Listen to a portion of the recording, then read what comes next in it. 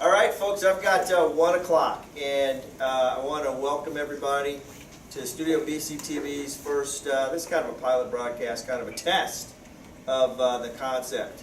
At the Blue Cell, we've been talking about this for at least a year, maybe longer. So the vision was to use current technology, bring you a product set that you can absorb, use, understand, learn in your own location without me having to travel to you, really just using the technology that's out there today. Our topic today is going to be a pretty light topic for the most part, and I think we'll go about an hour. This is really a screen test, if you will, or technical equipment test to see if we're going to be able to bring this to you in the future. One of the ideas that we have certainly is to be able to do this on a regular broadcast basis. In addition to that, I've got a second team here that's actually filming what we're doing for later usage, and we're going to be putting that on our YouTube channel. But I want to start out with just kind of a quick check of how our PowerPoint's working. So I'm going to push a button here and see what happens.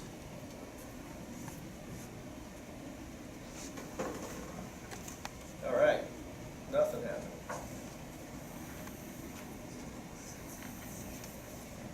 I got a notice, Todd, that says the session is recording. Okay, thanks, Justin. So you should be seeing that kind of functioning on the PowerPoint portion of the presentation. Everybody hearing and seeing that? Yes. Yeah, movie projector, kill sound. Awesome. So that was really, I put that in there as a test to make sure that that was working. Now you're looking at a standard PowerPoint, and I sent out a couple of documents. If you printed those in advance, fantastic. It's going to be some things that I reference. Our topic today is called Utilizing ICS on Planned Events. Please feel free to pipe up on the phone, interrupt me, send a message. My team's going to be kind of monitoring that, because the point of this is for it to be interactive from the perspective of as if I were just in your EOC or your training room, as we have done in the past. So we're coming to you live from a place called the Disaster Management Institute here in Aurora, Colorado. This is at Aurora Community College. This was a designed facility that was based on a federal grant, and I think it's been here close to 10 years, something like that. 7 years? Since 2009. 2009. So the idea was that some money got dumped into building an EOC, really, that is for training purposes. We'll scan a camera around here in a little bit so that you get an idea. Their technology, in addition to having the space, is pretty significant. And they also have a simulation center where various scenes from around the property are piped into this room so that you get that real live feel of working a disaster. For our purposes today, we're using it as a training room and really as a studio.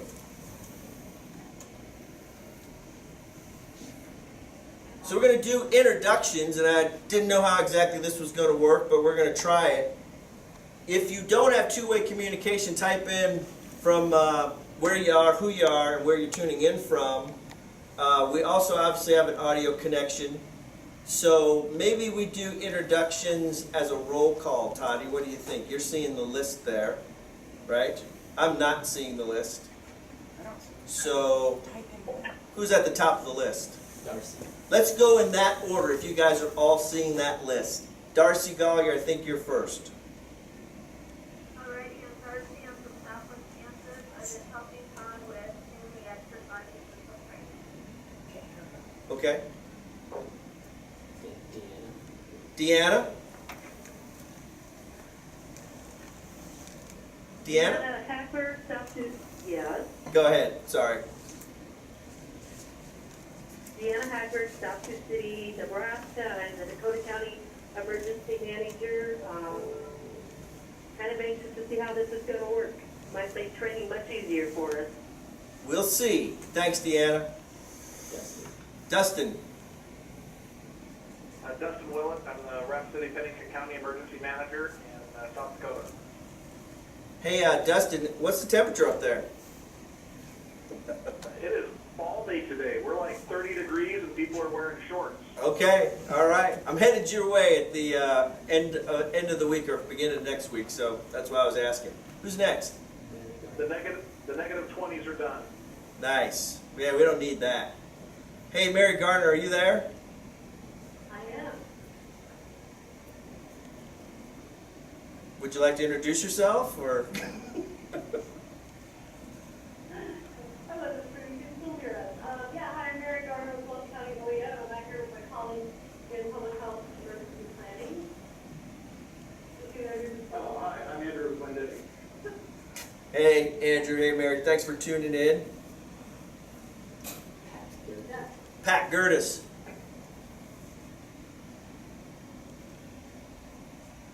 Pat Gertis.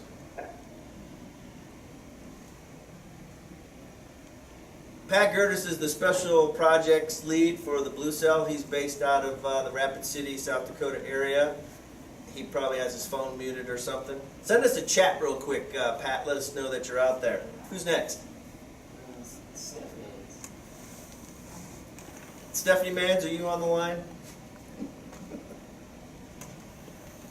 Sam. You can send us a chat too, Steph, if you want. Tom Winter, are you out there?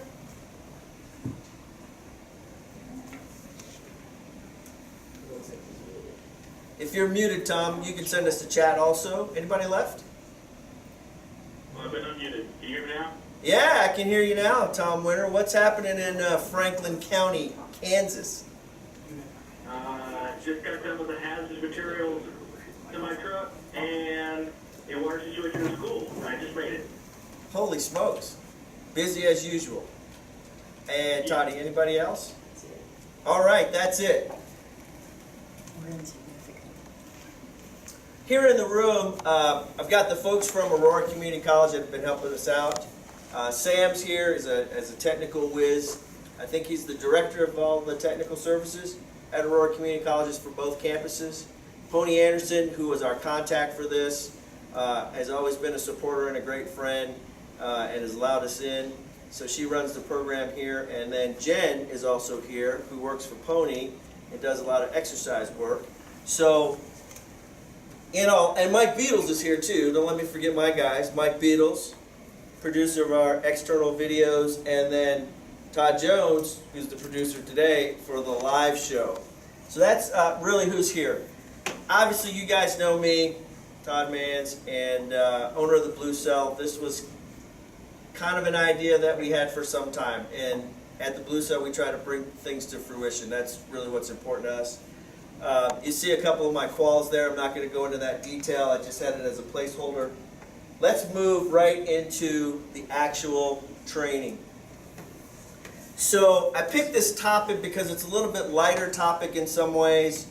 In reality, there is some information that I want you to glean from it, because at least one aspect of this is based on the new National Planning System from FEMA and the Department of Homeland Security. That system's been out now for a couple years. We're going to actually go with a link to their site and look at what's up there.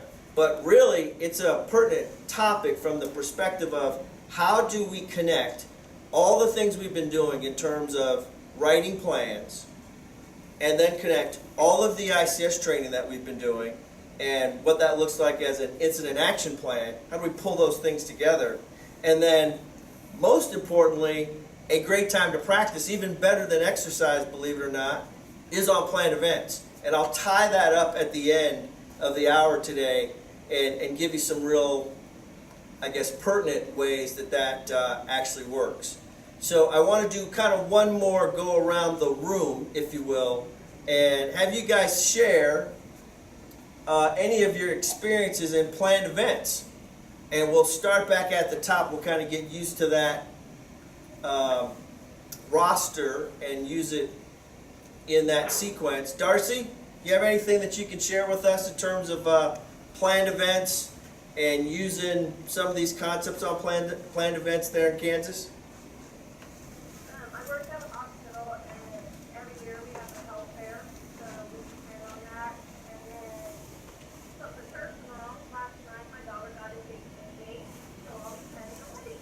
Hey, I can actually relate to that. Me and Steph both can relate to that.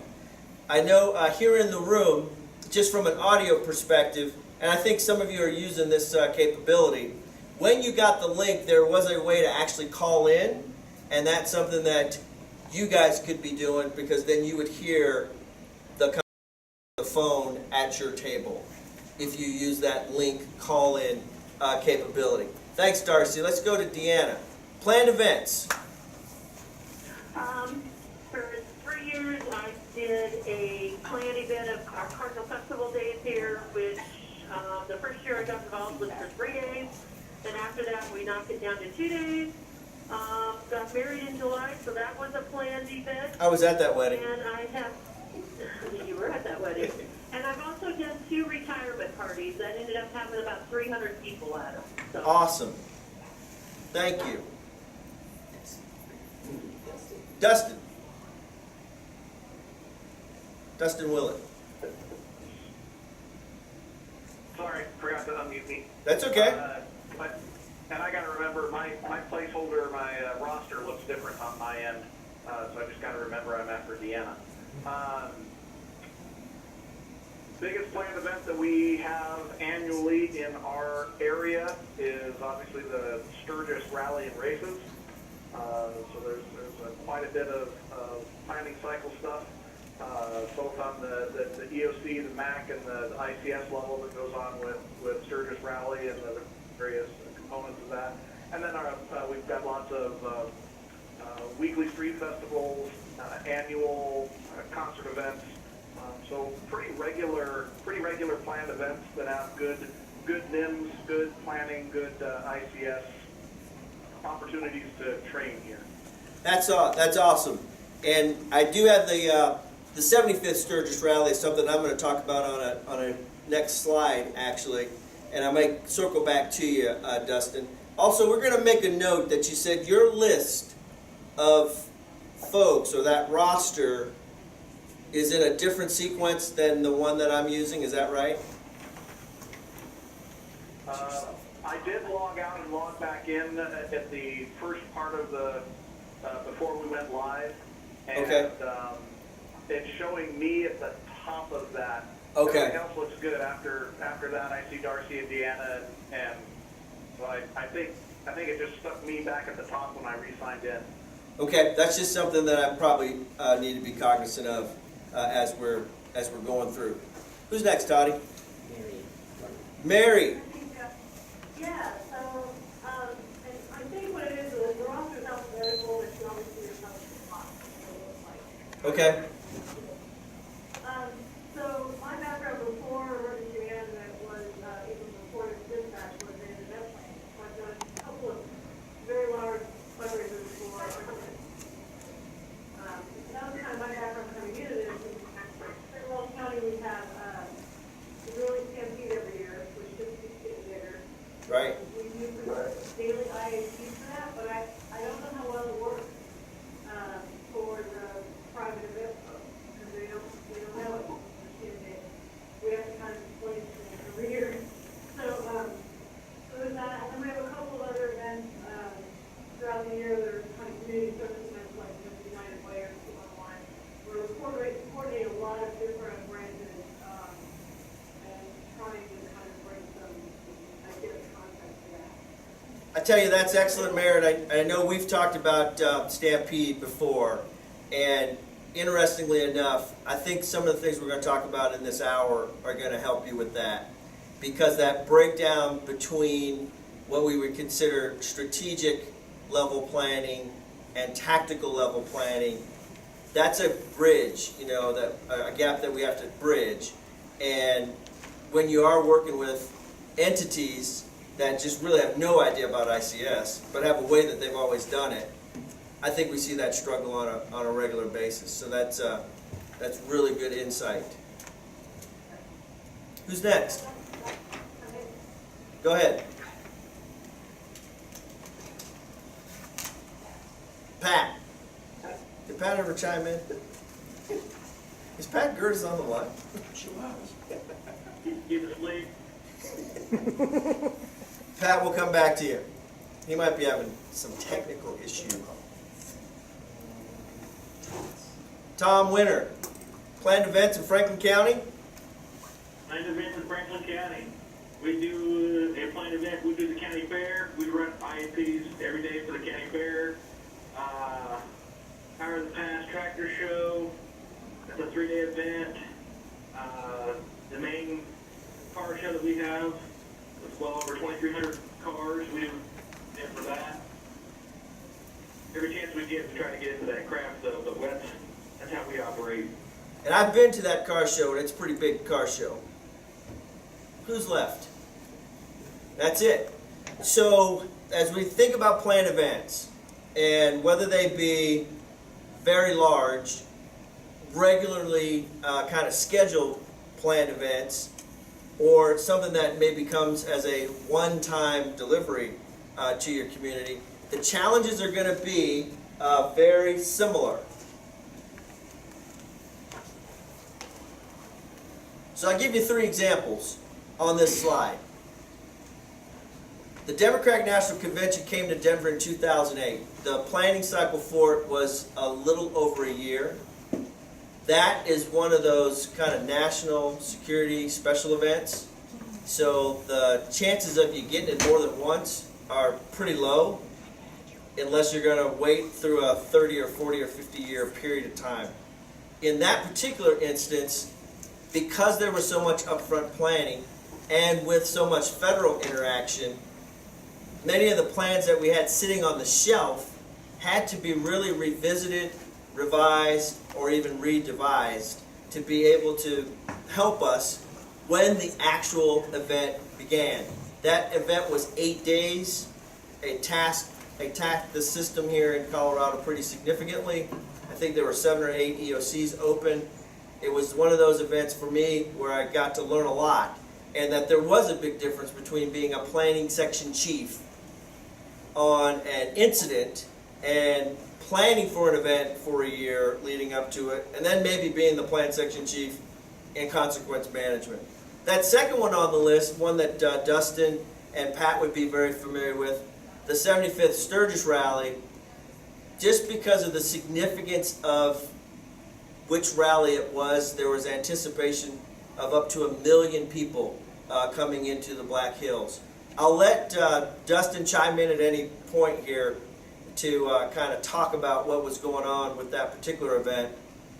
The Blue Cell was fortunate enough to have some folks there to support the state. One of the things that you think about when you're going to do an event 75 times, well, there's probably something to help us figure out how we did it the last time. So that dependence on previous plans, certainly something that should be addressed in the national planning, the new system that we're looking at, and how well you write those things. The third one, obviously, as contemporary event as we can begin to think about. This event just occurred, unfortunately, over this past weekend here in Denver. A Douglas County deputy was shot and killed on a call. One of our newest folks at the Blue Cell, Jackie Irwin, is actually working on the planning to deal with the funeral that's going to happen this Friday. The takeaway on all 3 of these is you have to connect your strategic and your tactical planning. They have to have some relational piece that kind of pulls that together, that makes events go much more smoothly. Many times with any type of event, there are real things that happen, and that's where our ICS helps us significantly. But up to that point, I see communities that are lost over and over and over again because we try to maybe jump into ICS and haven't thought about that strategic level. Dustin, any more thoughts on Sturgis that you'd like to share since you lived through it?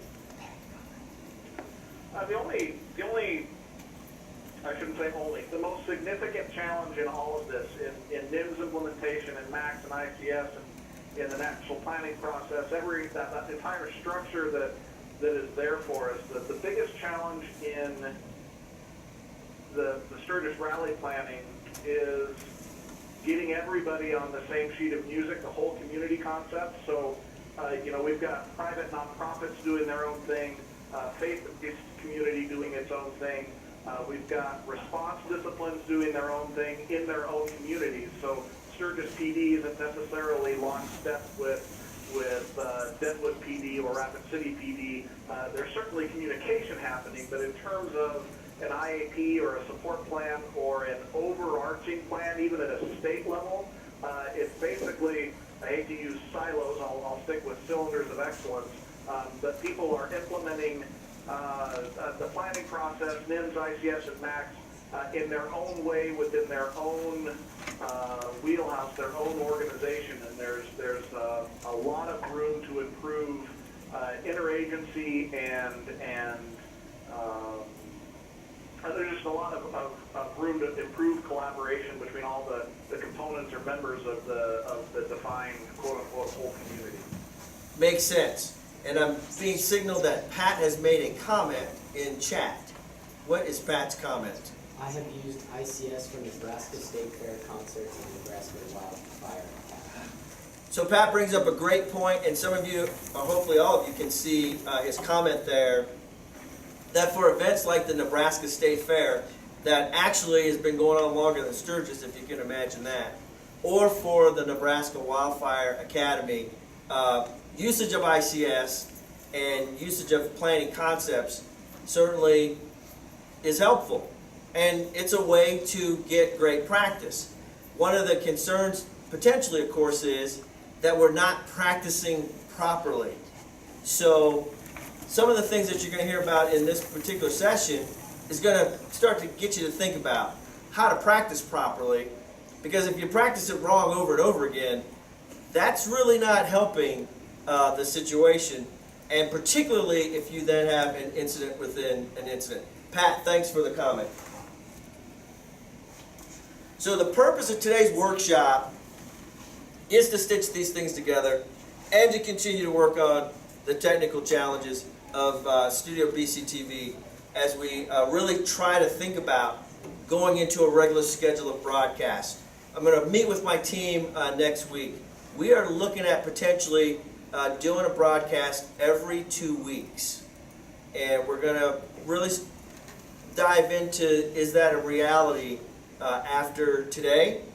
And you guys will be on the front end of really understanding and knowing what we're doing with this. Our intent, of course, is going to be to take it to as many jurisdictions as we possibly can and to vary what the actual content is from one broadcast to the next.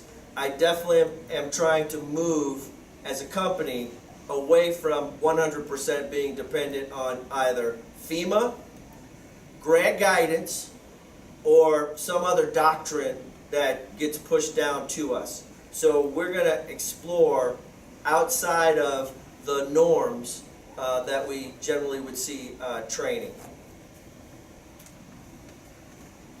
So the nation faces evolving threats. We all know that. Maybe it's natural, maybe it's technological. There are a lot of different ways that that comes about. Aligning your planning effort by using a shared plan architecture and a process could help to integrate synchronized plans across, just as Dustin said, the whole community. So we're now looking at the concept of an architecture of planning. The planning P is still there, and all the meetings, and of course, I will show the planning P video at the end of this for anybody who would like to see it. I'm just kidding, we're not going to show the planning P video. But the point is, we do need an architecture to get to that concept of whole community. So the National Planning System provides a unified approach and a common terminology to support the implementation of the National Preparedness System. So of course back at FEMA, they have multiple systems now that have to intersect. whether it's the National Incident Management System, the Incident Command System, the National Preparedness System, and now the National Planning System. All of these things should be coming together and not be necessarily interfering with each other. These plans, whether they be strategic, operational, or tactical, will enable a whole community to build, sustain, and deliver core capabilities identified in the National Preparedness Goal. So those first 4 or 5 parts were systems, but it all has to fit into a goal, the National Preparedness Goal. So the National Planning System contains 2 key elements. This planning architecture that I just talked about, which describes strategic, operational, and tactical plans as 3 separate things. And then we want to integrate that and have it work in a planning process. Those processes before an event, different than the process or the response during the event. If we are not on a planned event and we're just doing response, then we're going to use the incident command system and the basic planning P process. But in a planned event, that looks somewhat different. So we need cohesion, and then we need to form teams, probably in advance, to implement that plan. The planning architecture has 3 main components: strategic level, operational level, and tactical level. Who's heard this before in terms of these different levels of planning? Go ahead and just yell out wherever you are if you've heard of this before. Yep. All right. How well does it work in your community right now? Who was that? Was that Tom? I'll speak of, Go ahead, Mayor. it works okay when we have an active ESP. Okay. In other applications like our cost sheets, for example, they feel like they're supposed to be doing ICS all the time. Right. And they're struggling with this. That's great, Mayor. Was there another comment? Dustin, and not to beleaguer it, but in some of the presentations to elected officials that we do here, there's actually very few strategic level plans that we actually identify as strategic level plans at the local, I'll even say state and local level. A lot of what we focus on are the operational level plans, and then when we get down to tactical, they're almost EOP annexes or even IATs that are very event or incident specific. So it's again, it's moving down that 30,000 foot view down to boots on the ground. But most of our local level plans, standing plans, are operational. Most of what we say is tactical is more of an annex or an IAP, and the strategic levels are more federal and some state level stuff. Excellent. Anybody else have a comment or a thought? So, go ahead. I think the thing is that, I was getting back to that video, what is an emergency manager, but it's the operational level that has a hard time growing fast enough during, like, an actual emergency, right? So we have a hard time growing that. That's why we have EOC, to try to grow that operational level. I think, where we get stuck is the plan of it is trying to figure out what that looks like. Who has what role and responsibility, and who's really responsible for this or that, and who's gonna make, those determinations. Half of those people know what they're doing, 2 plus people know what they want their outcomes to be, but that middle level is, I think, where we struggle a lot. I think I'd agree. And I used to kind of, and many of you have probably heard me say this, kind of think about it as 2 different concepts, opposed to 3 concepts. And as we move forward, and Mary, you brought up a great point that it seems to work well when you have an EOC element, right? And now you're into consequence when you have that EOC element. So breaking things into consequence and crisis, that's an easy way to think about it. Certainly another way to think about it is my old analogy, which was you've got your playbook and your game plan, but now that we're thinking about this tactical level, I'm going to slip in here a new analogy for you that maybe helps us to understand it a little bit better. A reference for you, and I do want to try this just for my own selfish reasons to see if it's going to work. I'm going to take you out to the FEMA site. If you have the PowerPoint open on your own computer, you can click on this and it'll go out to the FEMA site. I'm going to see if it's going to work here.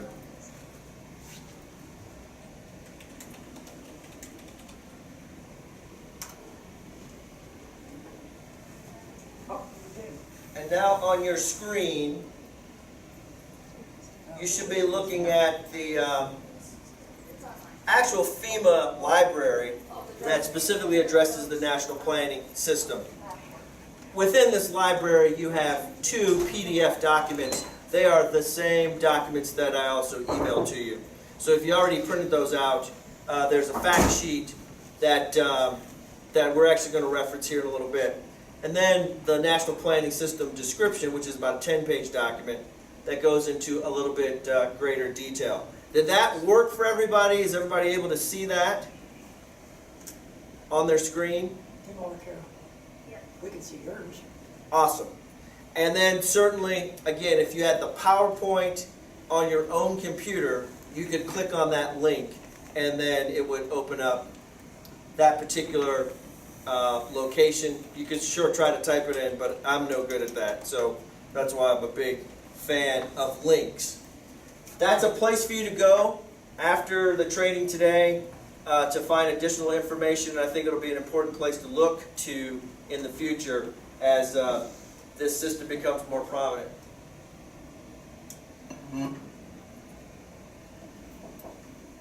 So that breakdown,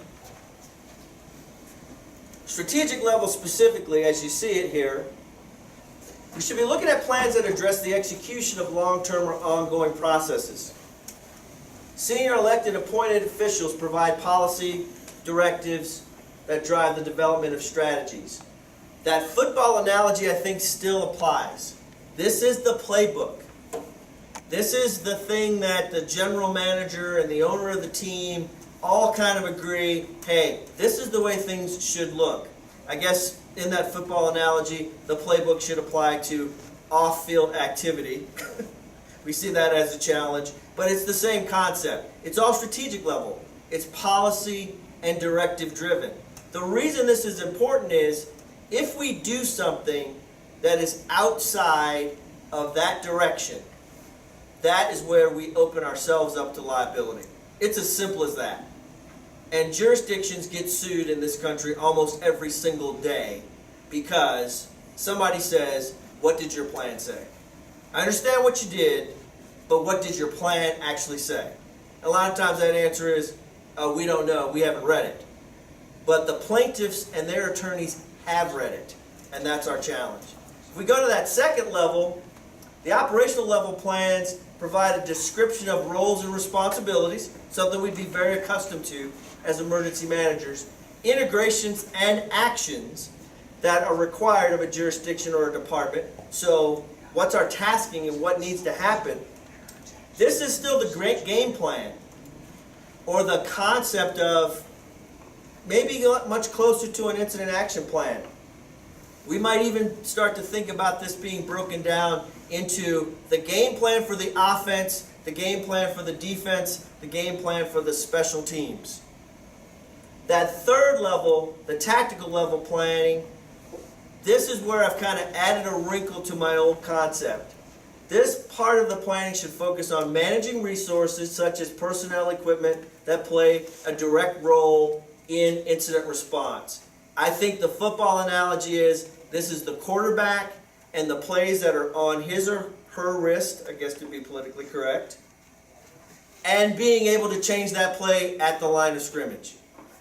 3 different things. Because in the end, the quarterback has to score points to win the game. It's that simple. Or gain yards to score points to win the game. So 3 different levels now of planning, and maybe 3 different ways to think about it, explain it to others, and start to address it and write it as a consequence manager, emergency manager, or even a crisis manager, because that's where we kind of run into a lot of confusion. Any thoughts on that? Is my analogy on, off? What do you guys think? Mary, you like analogies. What do you think?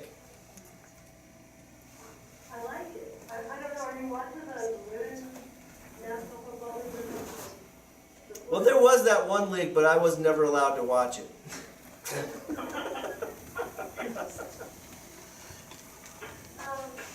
Yeah, I mean, it worked for me. I guess I didn't know that the quarterback had a 10 card.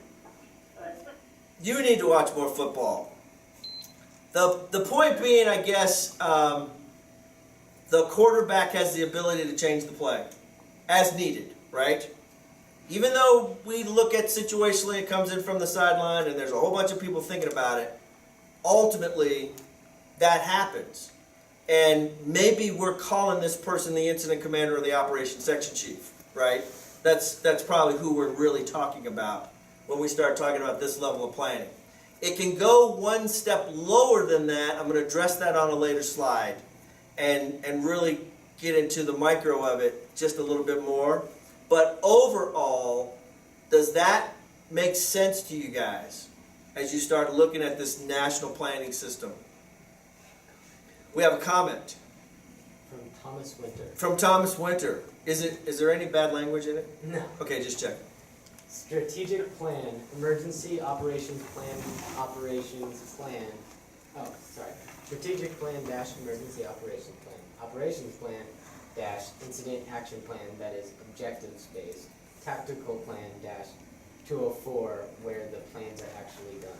Okay, so Tom is giving you an illustration there of how we break apart objective strategies, tactics, then who does it, and what the tool is for us to do it in the end, the ICS 204. Tom, is that close to what you're typing there or thinking? Your strategic planning and stuff like that is going to take place at a separate time and in a non-stress environment. That's going to be your emergency operations plan where we're going to get your policy guys together and you're going to have those discussions. When you get into that operations-based plan, that's when you're getting to that objectives-based. You know, we're doing things by objective. And when you go into those objectives, we're kind of setting those roles, those responsibilities are going to be set by objective. And then when you get down to tactics, and that's where you give it to the cop, and let him say, you got to go forth and conquer. That's his job. You already got your policies and plans already set out in place. It's just up to them to perform at that point. And it's so true that when we say objective strategies, tactics in ICS, and we kind of lay that out in that system, it should be all pre-aligned, right? It should all be coming from somewhere. And it wasn't just something on a slide in 300 that we had to do because we wanted to be grant compliant. So we had to say we were NIMS compliant, even if that wasn't true. So the way that ICS piece of the system and NIMS works, and Tom's exactly right, that wasn't just put in there to be there for no reason. It really should have always been coming from somewhere else, right? It's really emanating and coming from somewhere else. And I think you're right, Tom, on the strategic level, that is happening in a non-stress environment or somewhere else or outside of the world of operations and tactics. Any other comments? Yeah, I'll just add that for us, I mean, I would say I would take it up another level even and say that the strategic plan a lot of times is coming from at the county level, it's coming from maybe an event plan, for a planned event, it might be whatever the objectives are for that event, or from that committee. Sometimes it's a committee that's responsible for it. For us, it might be the commissioners, it might be our county code is our strategic plan. Right. Emergency operations plan moves into the operations plan area, and then tactical plan is really the whole IAP, a lot of the time. Right, right. The IAP is a tactical plan written for the tactical supervisors in operations. That's who the IAP is written for in the end, right? Those leaders out there. All right, I'm going to move on unless there's another comment. In summation, planning is coordinated and integrated, and that happens vertically up and down, all levels of government, community, and then horizontally across diverse functions, mission areas, organizations, and jurisdictions. So the idea here for us is to understand a vertical and horizontal integration. Outside of the world of incident command probably, or before the world of incident command comes to life. Taking together vertical and horizontal planning helps to ensure coordination of incident management expectations across the various functions, capabilities required for all threats and all hazards. So now you see all threat, all hazard, you see whole community, you see a lot of the things that are the buzzwords, or they seem like buzzwords, come into fruition in this planning piece. So that's kind of a point of break for the presentation. I want to hear from somebody I haven't heard from yet. Who have we not heard from yet, Toddy? We haven't heard from Pat Gertis? Write a comment, Pat Gertis.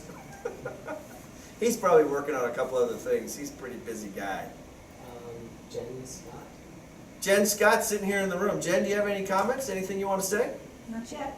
Not yet. All right. Hey, Darcy, what are you thinking? I think this is really good. Even what you're explaining here makes a lot of sense. I do like the interaction that we can watch, sort of like a webinar, and we can interact with you personally. I really like that. Cool. You're not just saying that because I sent you a contract yesterday, are you? I'm saying that because I want to increase the rate on my contract. Oh, okay. You're getting a raise in 2019. All right, enough of that. So planning process. Everybody understands it. When we say that term, probably some of us are thinking planning P right away, right? That's what we're thinking, because that's what we've been engendered to understand. And that's what's been hammered into our heads. But the fact of the matter is now in the national planning system, we have to think about this as two different things.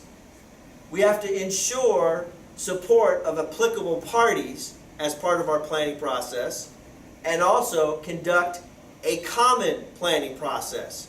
And we're talking about now in the context of not the planning P. Before the planning P. Putting these two ideas together. So before the event, that common planning process has been outlined in CPG 101. Is everybody familiar with CPG 101? Everybody had never heard of it? Mike Beatles has his hand up in the back, my camera guy. He's never heard of it. Awesome. If you have this piece of paper here, this FEMA fact sheet, or access to it from my email that I sent, or by going to the National Planning System link on FEMA, it talks about this process.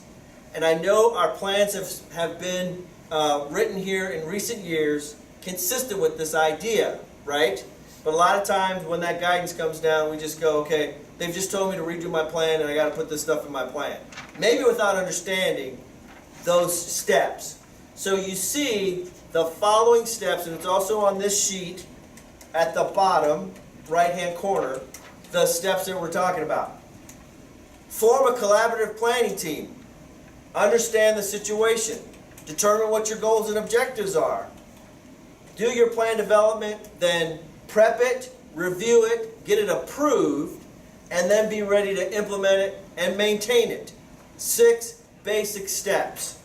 Of those 6 steps, what do you think is the hardest step of all 6 of those? Anybody? Any emergency manager, you tell me. What is the hardest step? Roy. Hey, Roy. Roy Rudisil? That's it. Hey, man. What's happening? Thanks for joining us. How'd that happen? I don't know. So from my point of view, from our standpoint, I would say the approval process.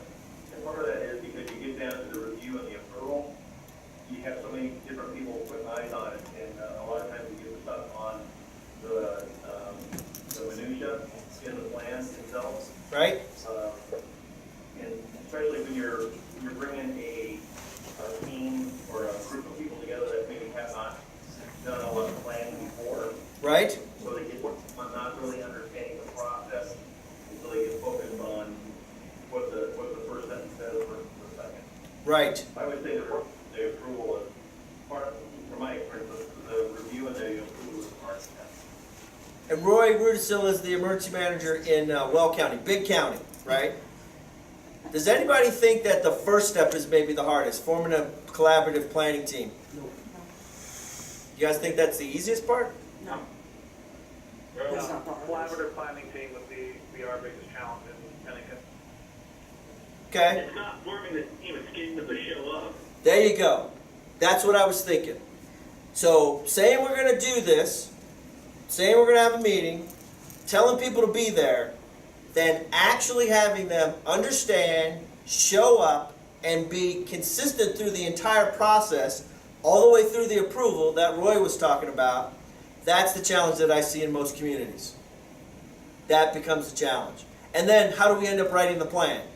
Oh, you're the emergency manager. Go write that plan. Oh, we've got a deadline.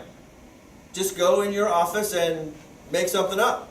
Or get online, because plagiarism counts in emergency management, and see what somebody else has written.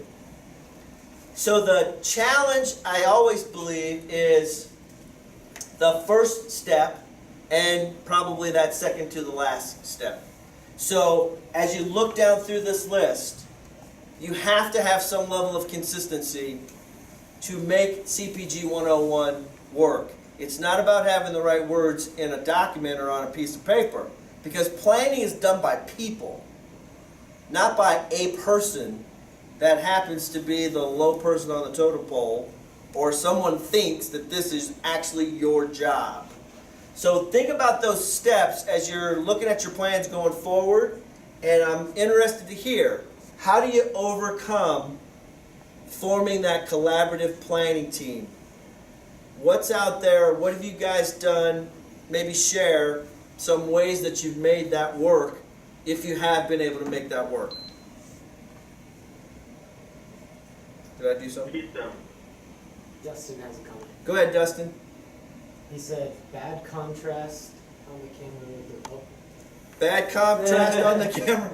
Thank you. That made it worse. You want to flip me back? Okay. On that question I asked, anybody have any ideas?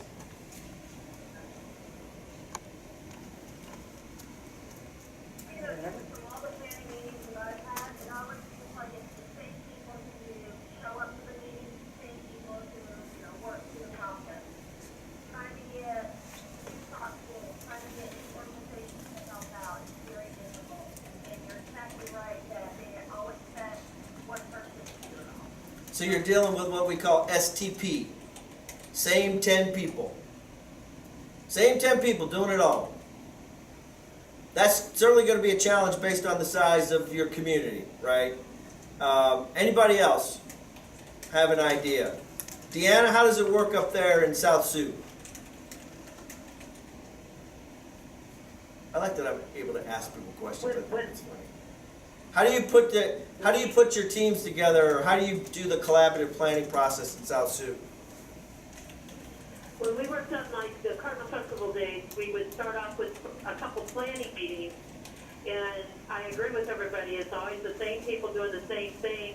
So I got to the point where I started delegating people, then asking them to bring their goals for what they were going to cover, and then at our next planning meeting, we would go over that, and if anybody had any additions or changes they felt needed to be done, we did it as a group. But once that was done, and we had the delegation or authority done, then we basically stepped back and would let them do their thing until we'd meet again and make sure everybody was on track. So, okay, so your collaborative planning team, you used just some techniques to make the team work, right? Where you Right. had a smaller group maybe, and you gave them some direction and made it as low impact as possible, and then you got the pieces that you needed, and then you moved on to the next step. That's probably a good process, and more comfortable process maybe for folks too, especially if you're doing an event that they're accustomed to doing, and now, okay, we're kind of changing things up a little bit. Anybody else have a comment or an idea? Pony has a comment. get support from upper level decision makers, then identify folks with interest and go for it. You All right. need focused objectives and goals. All right, everybody can maybe see that comment. So getting buy-in, right? That's what we call that. Early on, and you know, sometimes you've got to be pretty forceful about getting that buy-in. What happens if we don't get buy-in? Whether it's on the collaborative planning team or anything else that we're trying to do. What happens if we don't get buy-in? You're going to get derailed at some point. Darcy said you're spinning your wheels, and I couldn't agree more. Okay, to stay on track, I want to kind of keep moving. Enable the integration of that whole community as part of your planning team. It produces the most realistic and complete plans. Not perfect, but maybe the most realistic and the most complete plans as they can possibly be. Understand the situation. At its core, the planning process is managed, and it's a management of risk type situation. So by understanding the risk landscape, those teams that are out there can make better decisions regarding how to manage risk and develop needed capabilities. Determine your goals and objectives, just like Tom was talking about. It's necessary for those capabilities to be identified, and probably in the previous step or in step 2. You're going to use that to figure out what your priorities are. Then from your priorities, you can have the indication of whatever the end state is, right? What is it that we're actually trying to accomplish? Goals can be broad, general statements that specify that desired result. That helps us kind of get there. And then your objectives should be specific and identifiable. They should be actionable. So we're now into the first core piece of SMART objectives, right? That we would use to carry out whatever that planned event is. Develop that plan, analyze it as possible. Solutions of the course of action for achieving your outcomes. So it's a step that you certainly need, and analysis is always going to be a part of any planning process. It absolutely should be there. Lastly, you're going to take that analysis and select the preferred solution or the course of action. Then prep your plan, review it, get it approved. The course of action development in step 4 becomes a plan. So we take it from the concept, and now we're going to make it real. Once drafted, the organization's responsibility to implement it is going to be something that you're going to circulate and have that plan looked at, reviewed, and approved by all the appropriate folks. There's a lot here from an organizational leadership perspective. There's a lot here from just a planning perspective in general that you have to do to be successful. Then we implement it, and we have to keep it up to date. Does anybody have a plan sitting on their shelf right now that needs to be updated? Tell the truth. Anybody got a plan out there that needs to be updated? I think that's the hardest part right there. Always, right? It is an ongoing process. Here's the trick to that process. Every time you update it, that plan should be better. It should be better than the one before it. That means that the first one isn't going to be perfect, and we can understand that. And as real events happen, whether it happens to us or someone else, that has to be made part of the process. So here's a question for you, and there's the planning P. Did anybody pass out? Is everybody okay? This is where we play the video. Just kidding, we're not playing the video. Leading up to enrolling into ICS, I always like to talk about it just a little bit. Because when we look at the planning P, sometimes we don't completely understand the functionality of it. The stem of the P is for initial response to an incident. The circle of the P is what you use to get ready for the next operational period. If you're planning the Democratic National Convention for a year, you are not doing this 700 times. You're not going through the circle as if you're on the incident. In fact, what we did for the planning for that was, we planned kind of like normal. We had meetings. We looked at different things that had to be written. We looked at it from a strategic perspective. And then it really was one operational period before the event happened that we roll into that planning P And we actually start with the top of the stem where it's marked ICUC development, update your objectives. And you lay that out as a meeting schedule, usually one operational period before your planned event. Up till that point, you're not necessarily doing a 215, you're not doing all the things that are part of ICS. If something happens during your event, now we fall back to the STEM, and we treat that as an incident within an incident. Conceptually, there's always going to be a direct correlation between objectives and your organizational structure. So maybe you think it's one way leading up to it, but if something happens, that has to change. Or we end up objectives based. That's how we would change the organization as needed. The operational planning worksheet identifies resources needed to achieve the tactical objectives once you're in the circle. Not a great tool until you've rolled into the actual event. A way to truly test where you are organizationally, and this would tie into that tactical plan concept. This is a slide right out of ICS 400, Unit 3, Branch Tactical Planning. Those instances where an organizational element comes to you and says, I have a tactical plan. We kind of talk about that it works really good on morgue operations or on search and rescue operations because they're so specialized.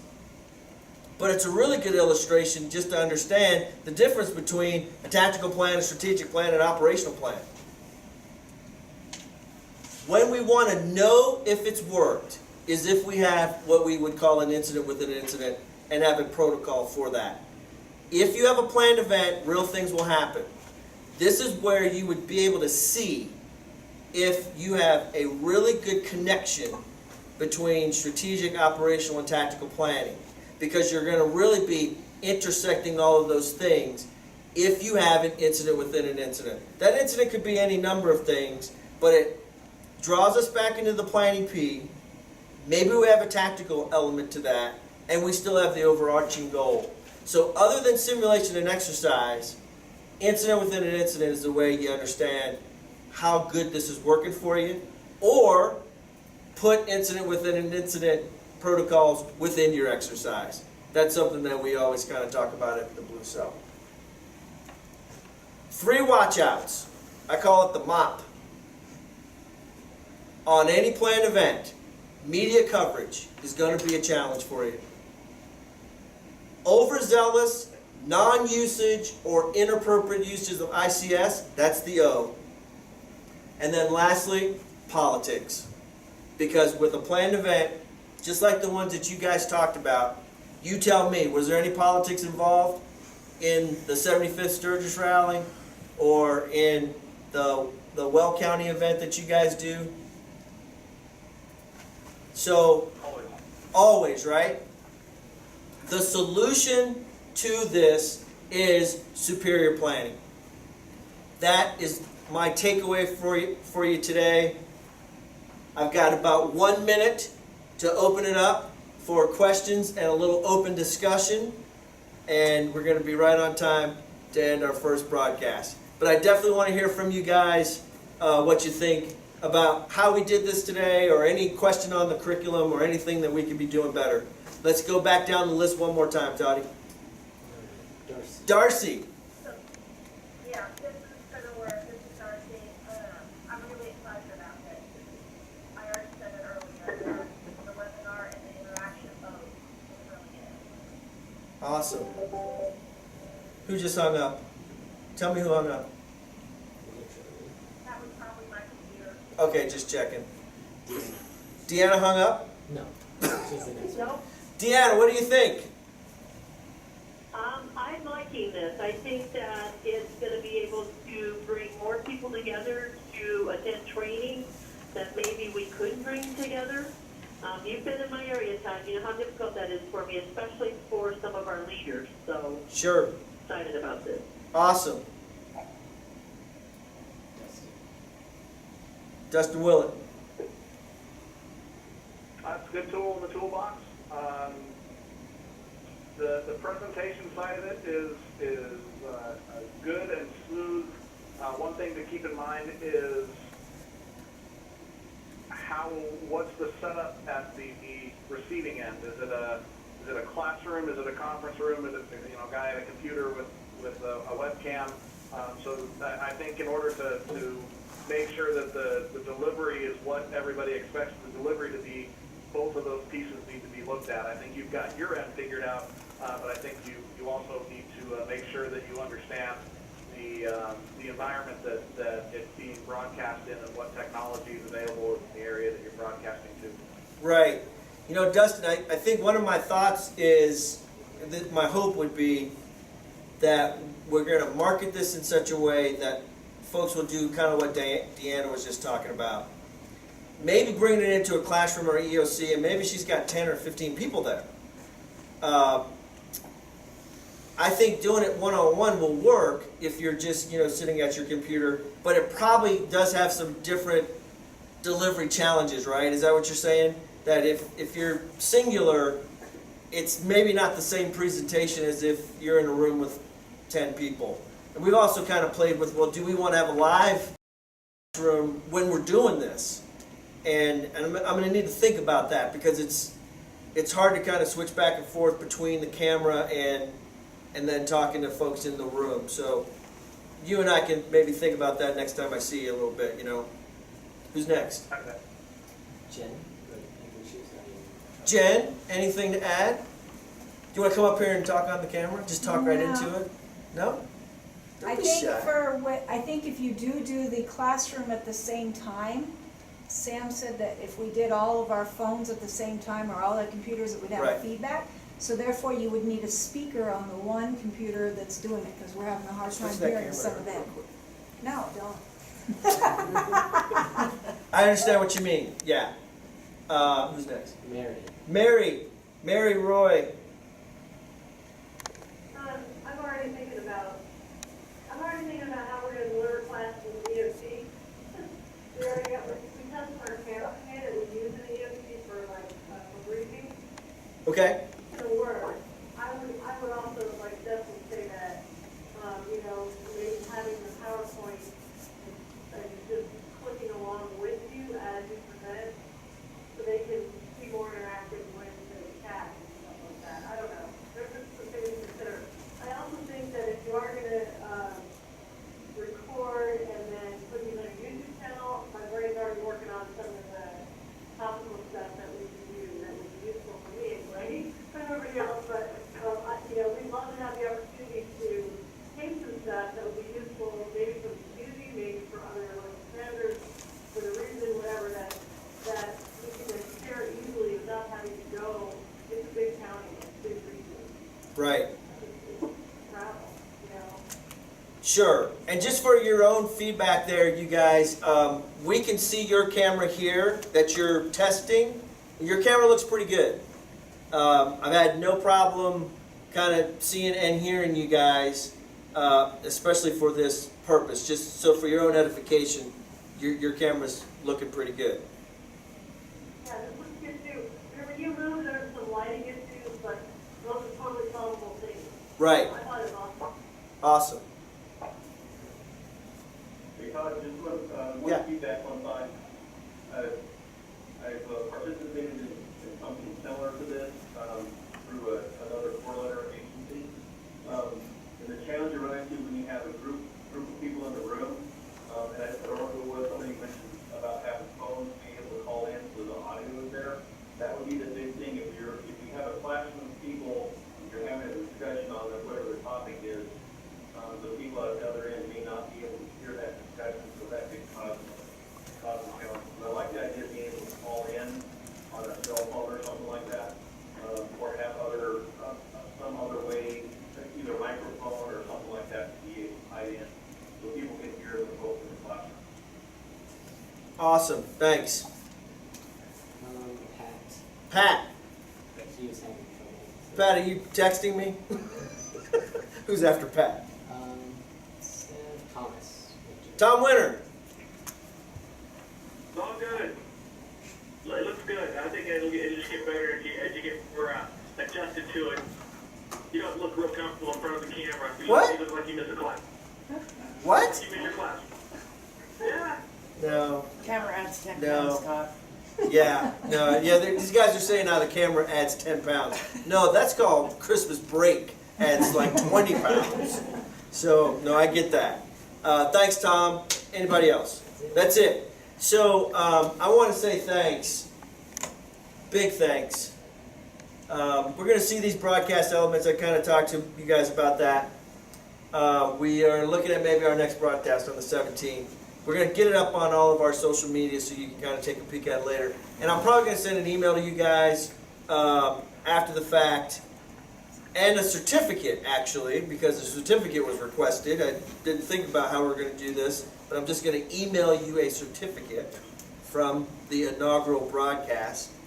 And here's my little thank you slide. So, big thanks to Pony. We really appreciate it. Todd, you want to come up here and say anything? Not really? No. Todd Jones is my nephew, by the way, who helped us put this together. And then Mike Beatles, who's kind of his partner in crime when we do these things. We had him as our technical guy. But all of our videos that you find out on YouTube, our promotional stuff, Mike Beatles is the guy that puts those together. Thanks, folks. I'd love to keep you. I'm excited that we were able to actually attempt this today. And I'll let you know how it works in the future. And I couldn't be more appreciative of your time. And so I'll be talking to all of you soon, I'm sure. That'll end our broadcast, and we'll see you on the next broadcast at StudioBC TV. Thanks.